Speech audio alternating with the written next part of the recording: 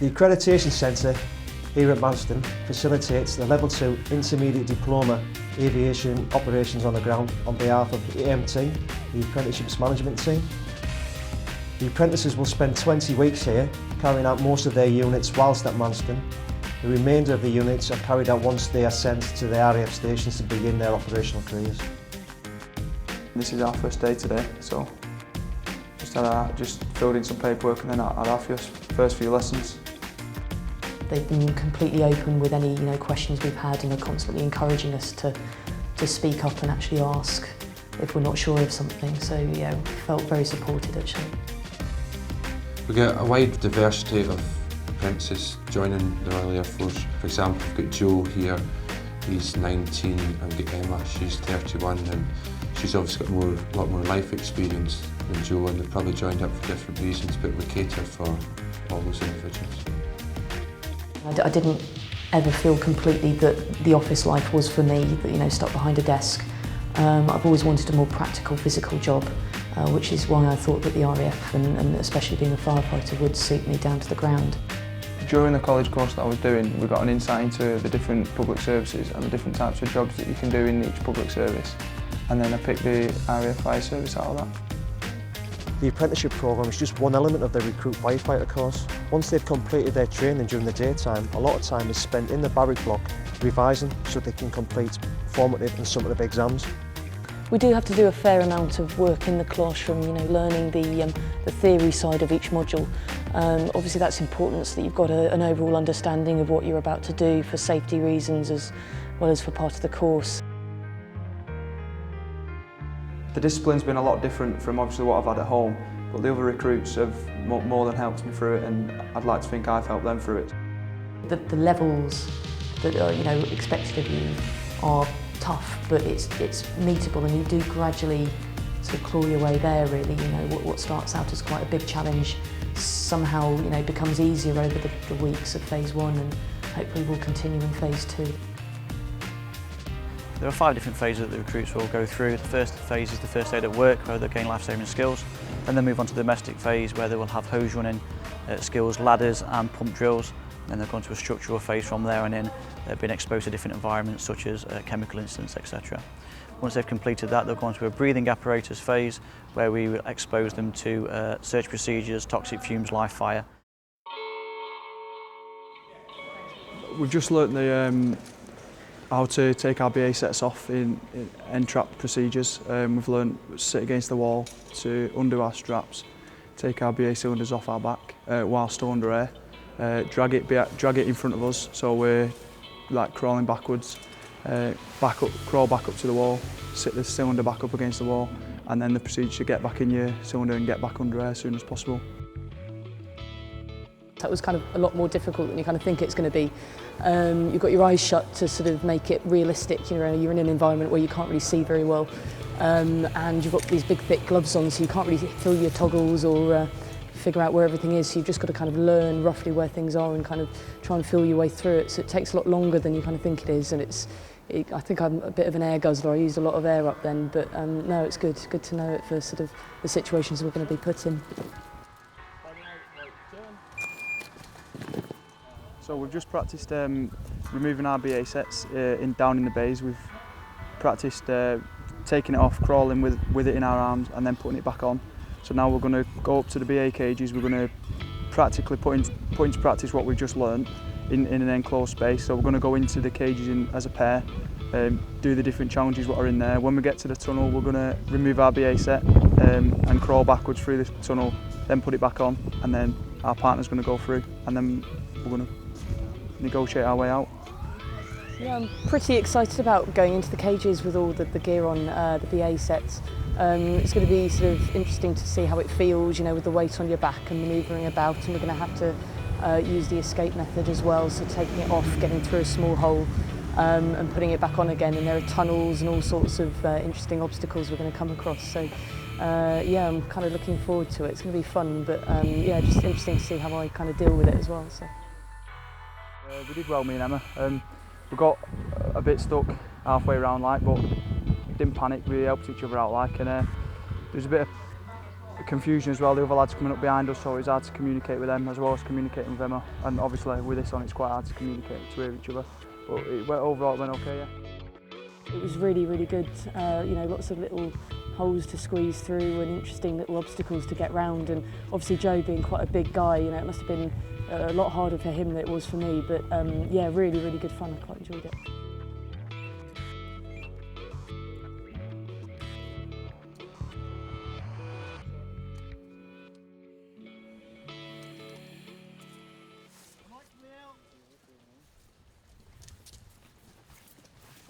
So we've just finished the consumption test where we've had to walk around the square with 2 barrels, quite heavy. Started off walking around, got a bit quicker, and then we started lifting barrels around it. We're going for about 25 minutes, something like that, just trying to get rid of all our air, just so we know how much air we can take, and when we're working at our peak, how much air we need to get in a building, get out of a building. So it's a good experience, but very hard work. You can't even turn your cylinder on, you can't even close your cylinder because you've got no grip left. You can only get like 3 fingers into the barrel, so grip, it was all grip strength, and at the end you have none. If you have none left, you can't even pick your barrels up at the end. That was horrific. That was so exhausting. You've obviously got the weight of the BA set, which, you know, it's kind of weighty when you're walking around like that anyway. And then obviously we're given the 2 barrels. I don't know how much they weigh, but it felt about, I don't know, 7 to 10 kilograms, which isn't massively heavy, but when you're carrying it round and round and round with everything else, and also, you know, you're in an enclosed kind of area behind your mask, so it's not a pleasant feeling, and that was hard work. I mean, it's sweaty, and you're just waiting for the whistle. The whole time around, you're just waiting and praying for your bars to go down in the whistle. But unfortunately, it took quite a long time for that to happen. So I'm tired now, yeah.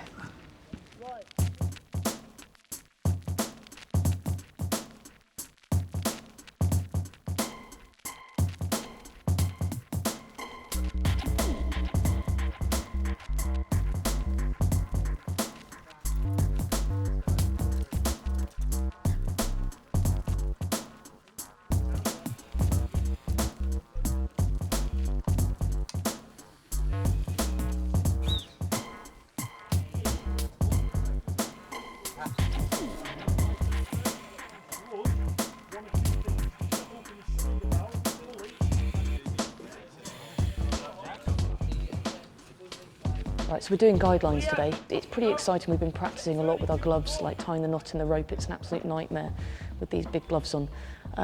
But yeah, I think we know what we're doing now. We're pretty confident. We're in our pairs and we're shuffling along. You just have to kind of find your way somehow. It's dark and you can't see anything.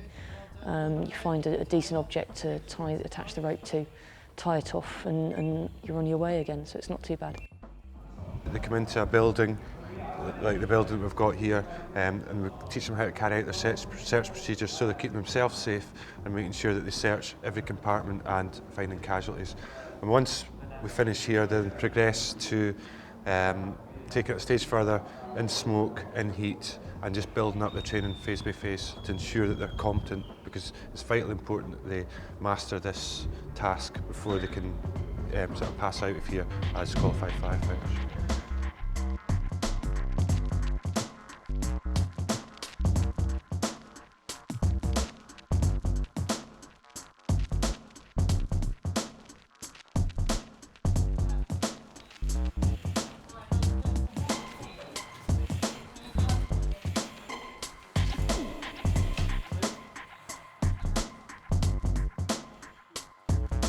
You're really disoriented when you're blindfolded, obviously, but it's funny how the techniques that they teach you kind of make you aware of where you are. So having your left hand always on the wall, your right hand, if it's a right hand search on the wall, means that you do have a vague idea of where you are, so that's pretty helpful, but you really can't see anything, especially, you know, when they put the hood over you and it's dark. That was tough. It was enjoyable but tough. Nice to put into practice everything what we've learned. All the door procedures going in, working in a pair, using your guidelines. Door procedures throughout the building. We didn't really need to use the entrap procedures because it was all clear in there, but we found a few casualties, so getting the casualties out, reporting back to the control officer and then going back in, that was all good fun. It was all putting into practice what we'd done, so I enjoyed it. So this morning we're going into the mock-up house using all the techniques that we learnt yesterday. The BA shuffle, right-hand search, left-hand search to try and find casualties in the fire, the source of fire. But this time we've got the media thrown into it. Now the media is the hose that we take in, the media of fighting the fire itself.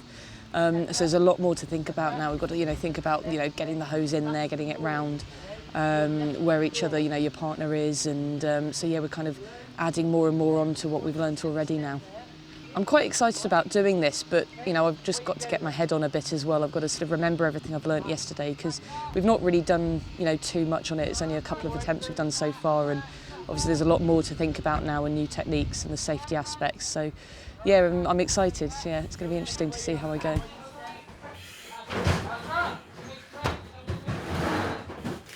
How big's this house? Just be a bit careful in here because there's electric. Good.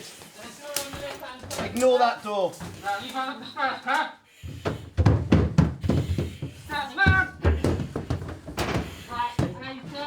Gate check, noted.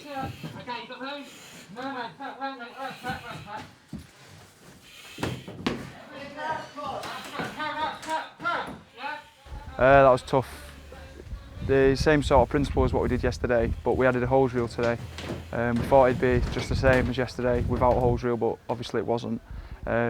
Just working in a team, it was a lot harder to work with your partner because you weren't attached to him. So if you let go of that hose reel, you'd lost your partner. You had to negotiate a big bundle of hose reel through the doors and then shut the doors on him while your partner's got to wait for you. So it was a bit of a nightmare communicating because you can't really hear each other what they're saying. But it was enjoyable. We had made a bit of a mistake, but you learn from your mistakes, so hopefully next time we're going we should be fine. Okay, yeah, really enjoyed that. It was challenging, really challenging with the hose reel. Like you kind of got the extra weight, obviously, and there was a bit at the top of the stairs where we got kind of like a bit tangled up because I was reeling in the surplus, and at the same time my partner Gary had kind of bent down and it ended up round his neck. So we kind of got into a bit of trouble going down the stairs. Our watch had to step in and say, wait, because it's tangled up, he couldn't let us continue. So that's something you just learn from, and it's, we're doing it in the training environment to kind of understand it all a bit more, and now we know what to look out for. But it went fairly well. We were in there a long time, I think, over half an hour, so it's pretty hot, and you're sweating a lot and working hard, but on the whole it was good. We got 2 casualties out, so yeah, success, I think. Harry, 1 between 2 with you, okay? Yeah, I think this has definitely been my favourite part of the course so far. It's kind of stereotypically what you think you're going to be doing. This is the main part of the job, and working out. You're in a dark place and finding casualties and things. And we've not even begun touching the fire yet, so it's just going to kind of get better. I think it's going really well. Yeah.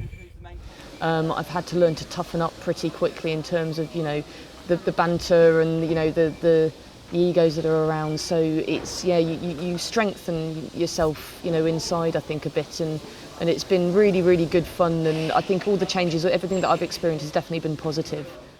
The last exercise went quite well, which our introduction to fire. So we all sat around, they made a fire in the middle, described to us what was happening during each stage of the fire, how it was progressing, why it was progressing slowly, why it was progressing quicker, what fuel they was using, and then they talked to us about the radiated heat and how to change your profile. So if you're getting hot on one side and you change direction, you'll get hot on the other side. It'll take the heat away from the side that was burning. Then they brought us out, they introduced a different fuel which created a lot of smoke, and then they talked to us about the levels of smoke and visibility and how the smoke rises and you can't see a lot at the top but you can see lower down. And then we come out and we got a brief on it, and he talked in a bit more depth about what had just happened. Okay, that was really exciting actually. That's the first time we've really been involved with fire, and you can feel the heat, and everything that you've been told kind of starts to click into place. So yeah, you can just feel the temperature, rising and rising, and you're starting to sweat, and then they sort of make you stand up so you can see the difference in visibility, and you can really see the difference. So yeah, it was really good to finally see it all. So the next exercise is the tunnel, and as one of the smallest members of the group, I've been paired up with the biggest. So I'm not sort of worried about it because I know that I'll be fine getting through, but I think the big guy's going to kind of struggle a bit. So I think it's just a matter of it's going to take time, and you've just got to keep calm and just try and use your techniques to kind of gradually edge your way out. So it should be good fun, I hope. Very hard work, very hot. It's the first time we've done it in the heat, so it's very hot, and doing the procedures in that heat, I'm just trying to remember them. They threw a few things in what we'd never had before, like passing other BA teams. That was quite tough. But it's just learning what you putting into practice what you've learned over the last few weeks, and it went quite well. The tunnel wasn't as bad as I thought. That was the bit I was like all about. And even the big lad with me, he did really, really well and just, pushed his way through, and it was fine. It was really hard work when we had the casualties, because obviously, you're not just getting yourself through, you've got to coordinate with the person helping you with the casualty and, push and pull at the same time to kind of get them through.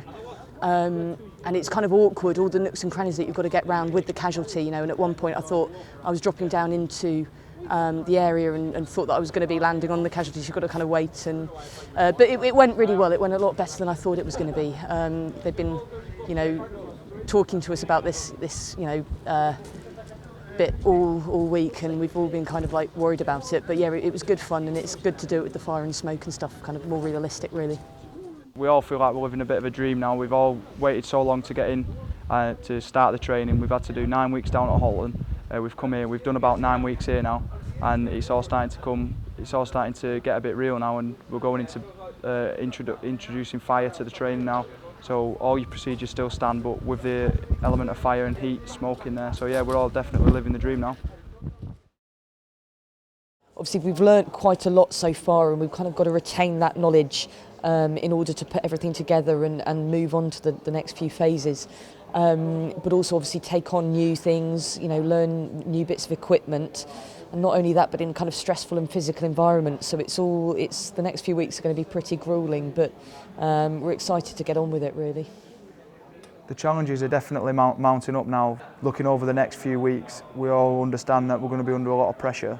We're going to have a lot of procedures to follow, and we're going to be in stressful situations, which is going to make it difficult for us to do what we've been taught to do. The biggest challenge that the apprentices will find during their time here is time. It's a very intensive course, and we ask a lot of them. Everything is accounted for down to each hour of the day, whether it's practical, theory in the classroom. And if you overrun on one aspect, it has to be taken off another, and that sort of runs into your downtime as well. You're expected to maintain a uniform and do your own personal study time, so it's something that you have to learn a personal responsibility for, as well as part of the course. On the crash phase, they've got about 2.5–3 weeks left to go before they pass out. It's an acquisition of all of their skills that they've already gained, and it's a different type of firefighting on the aviation front. From 3 minutes from the call or the bells going down, we want them to be able to create survivable conditions for all of the passengers and the aircrew to be able to stay alive. At the beginning, it seems like a long road ahead. You're starting with the basics, from hose running to raising a ladder, and it's just repetition, doing things again and again, and it's exhausting and draining, and you can't ever imagine the finished result. And then you start to piece all that together, all the basics sort of come together at once, and you start to put that towards a task, like a fire, or that we've done in the hothouse, and you can see why it's been sort of worked like that, and suddenly you all know what you're doing with that regard. You all can work as a team, and you can see the end result sort of a lot better. Yeah.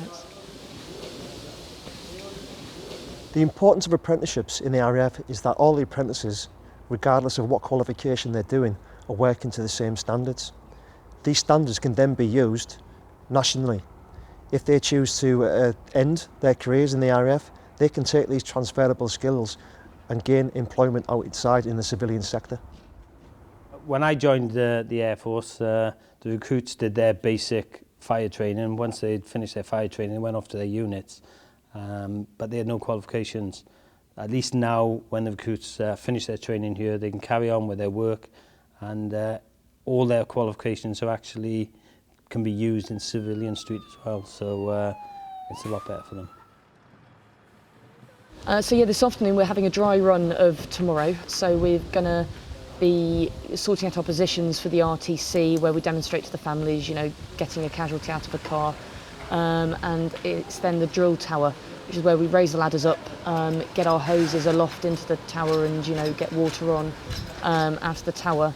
and then off and back down again. So I think then we will have a little rehearsal, quick rehearsal of the receiving our certificates, and then it's onto the crash, which is up at the fire ground, and we've got a couple of buns and an aircraft that we need to put out basically. So I think it's going to be a dry run, but yeah, we'll all learn our parts for tomorrow and hopefully feel a bit more confident. You know, 'cause butterflies with families coming, so yeah, we need to be all right with what we're doing.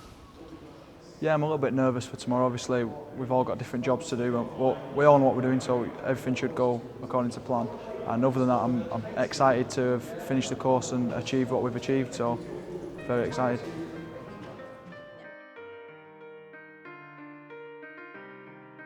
Such a thing as an accident, there's always blamed to abortion, and they change it to collision or incident.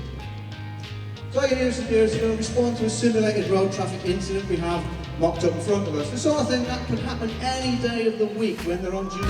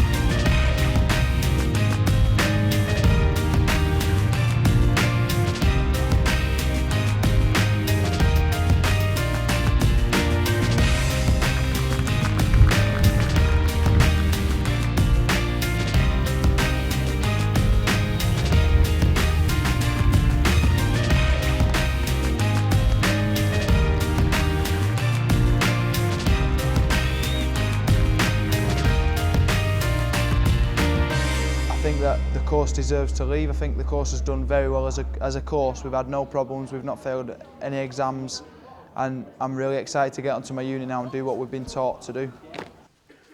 Kind of feeling emotional now. It's kind of, you know, it's the end of it and I'm really going to miss the guys. You know, anticipating going to my base and looking forward to that, but yeah, it's an end of a quite a poignant time, so yeah.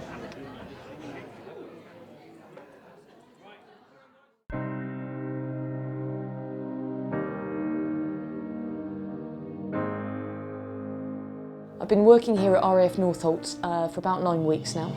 Obviously, just before I arrived, I was pretty nervous about coming here. But straight away, everyone was really warm, really welcoming, and really helpful as well. Everyone's kind of getting stuck in with trying to help me with my tradability tests, showing me around the section and showing me, you know, the appliances and how they do things here. When you first arrive, you're given your shift pattern and introduced to your watch. And obviously it's on your shifts that you do a lot of extra training. That can include aircraft and mill, which is interesting. You know, I've never, even at Manston, you know, you don't really get to grips with all the different types of aircraft. So that's been interesting learning about that.